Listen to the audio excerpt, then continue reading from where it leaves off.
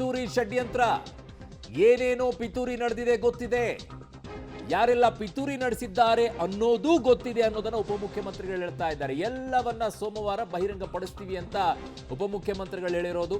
ಧರ್ಮಸ್ಥಳ ಕೇಸ್ನಲ್ಲಿ ಈಗ ನಿಜವಾಗಿಯೂ ಕೂಡ ಕಹಾನಿ ಮೇ ಟ್ವಿಸ್ಟ್ ಅನ್ನುವಂಥದ್ದು ಇದೆ.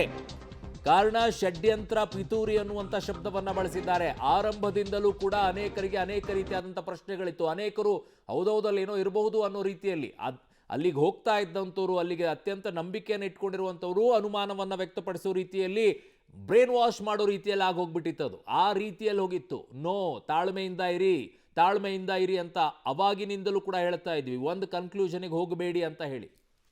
ನೋಡಿ, ಕೋರ್ಟಲ್ಲಿ ಏನಾಯಿತು, ಕೋರ್ಟಲ್ಲ ಅವರು ಭಾಳ ದೊಡ್ಡ ಷಡ್ಯಂತ್ರ ನಡೆದಿದೆ.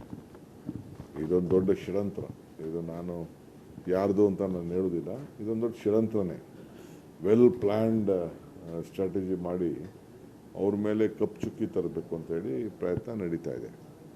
ಯಾರ್ದು ಏನು ಅಂತ ನಾನು ಇದನ್ನು ಮಾತಾಡೋಕ್ಕೆ ಹೋಗೋದಿಲ್ಲ. ಯಾರದೇ ಆಗಲಿ ತೇಜೋವಧೆ ಮಾಡೋದು ವರ್ಷಾನುಗಟ್ಟಲೆಯಿಂದ, ನೂರಾರು ವರ್ಷ, ಸಾವಿರಾರು ವರ್ಷದಿಂದ ಬಂದಂಥ ಪರಂಪರೆನ ಹಾಳು ಮಾಡೋಕ್ಕೆ ಹೊರಟಿರೋಂಥದ್ದು ಒಂದಿದೆ. ಈಗ ನಮ್ಮದೆಲ್ಲ ನಂಬಿಕೆ ಇದೆ. ನಾವು ಧಾರ್ಮಿಕ ಇಲಾಖೆನ, ದತ್ತಿ ಇಲಾಖೆನ ನಾವೇ ಸರ್ಕಾರ ನಡೆಸ್ತಾ ಇದ್ದೀವಿ, ಗೌರವ ಕೊಡ್ತಾ ಇದ್ದೀವಿ. ಬಟ್ ಇದೇನಾಯಿತು ಅಂತಂದರೆ, ಕೋರ್ಟಲ್ಲಿ ಹೋಗಿ ಅವನು ಯಾರೋ ಒಬ್ಬ ಸ್ಟೇಟ್ಮೆಂಟ್ ಕೊಟ್ಟು ಅವನು ಯಾರೋ ಮುಸುಕಿದ್ದಾರೆ. ನಾವೆಲ್ಲ ಹೇಳಿದ್ದೀವಿ. ನಮ್ಮ CLPಲೂ ಪಾಪ ನಮ್ಮ ಶಿವಲಿಂಗೇಗೌಡರು, ನಮ್ಮ ಬೇಡೂರು, ಆಮೇಲೆ ನಮ್ಮ ನನ್ನ ಸಹೋದ್ಯೋಗಿ ಸುಖೇಶ್ ನನ್ನ ಸಂಪರ್ಕಕ್ಕೆ ಸಿಗ್ತಾ ಇದ್ದಾರೆ. ಸುಖೇಶ್, ಅಂದ್ರೆ ಸೋಮವಾರಕ್ಕೆ ಇದೆಲ್ಲವೂ ಕೂಡ ಒಂದು ಕನ್ಕ್ಲೂಷನ್ಗೆ ಬರುತ್ತಾ ಅಂತ ಹೇಳಿ, ನಿನ್ನೆ ಒಂದ್ ಕಡೆಗೆ ಪ್ರಣವ್ ಮೊಹಂತಿ ಅವರು ಬಂದು ಭೇಟಿ ಆದ ನಂತರ ಈ ಸ್ಟೇಟ್ಮೆಂಟ್ ಬರ್ತಾ ಇದೆ ಅಂತಂದ್ರೆ ಕ್ಲಿಯರ್ ಕಟ್ ಆಗಿ ಒಂದು ಮೆಸೇಜ್ SIT ಟೀಮ್ನಿಂದ ಸರ್ಕಾರಕ್ಕೆ ಹೋಗಿದೆ ಅಂತ. ಅದರ ಅರ್ಥನ ಏನು ಅಂತ ಸುಖೇಶ್? ಖಂಡಿತ ಒಂದಷ್ಟು ಮಾಹಿತಿಯನ್ನು ಆಧರಿಸಿ ಇದನ್ನು ಹೇಳಿದಂತೆ ಕಾಣಿಸ್ತಿದೆ. ಯಾಕಂದರೆ SITಯ ಮುಖ್ಯಸ್ಥರನ್ನ ಕರೆಸ್ಕೊಳ್ಳಾಗಿತ್ತು ಸರ್ಕಾರ. ಅದ್ರ ಬಗ್ಗೆ ಮಾಹಿತಿಯನ್ನು ಕೇಳಿದೆ, ಗೃಹ ಸಚಿವರು ಮಾತುಕತೆ ನಡೆಸಿದ್ದಾರೆ. ಆನಂತರ ಸಂಪೂರ್ಣ ವಿವರವನ್ನು CM ಗಮನಕ್ಕೆ ತಂದಿದ್ದಾರೆ. SITಯನ್ನು ರದ್ದು ಮಾಡ್ತಾರೆ ಅಂತ ಹೇಳಲಿಕ್ಕೆ ಬರದೇ ಇದ್ರು ಕೂಡ ಒಂದು ತನಿಖಾ ವರದಿಯನ್ನು ಆದಷ್ಟು ಬೇಗ ಅವರು ಕೊಡಬಹುದು. ಯಾಕಂದರೆ ಮಧ್ಯಂತರ ವರದಿ ಅಂತೂ ಪಡೆಯುವ ಪ್ರಶ್ನೆ ಇಲ್ಲ, ಸಂಪೂರ್ಣ ವರದಿಯನ್ನೇ ಪಡಿಬೇಕು ಅನ್ನೋದು ಬಹುತೇಕ SITಯ ತನಿಖೆ ಪೂರ್ಣ ಮುಗಿಯುವ ಹಂತಕ್ಕೆ ಬಂದಂತೆ ಕಾಣಿಸ್ತಾ ಇದೆ. ಅದರ ಸೂಚನೆಯೂ ಕೂಡ ಹೌದು.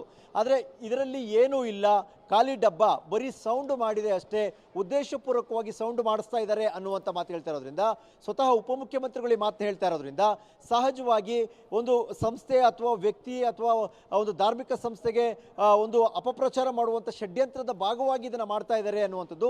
ಜೊತೆಗೆ ಇನ್ನೂ ಒಂದು ಮಾತನ್ನು ಪ್ರಮುಖವಾಗಿ ಹೇಳಿದರೆ, ಯಾರೆಲ್ಲ ಷಡ್ಯಂತ್ರವನ್ನು ಮಾಡ್ತಾ ಇದ್ದಾರೆ ಅವರ ವಿರುದ್ಧ ತೀವ್ರ ಕ್ರಮಕ್ಕೂ ಕೂಡ ನಾವು ಮುಂದಾಗ್ತೀವಿ ಅನ್ನುವಂಥದ್ದು.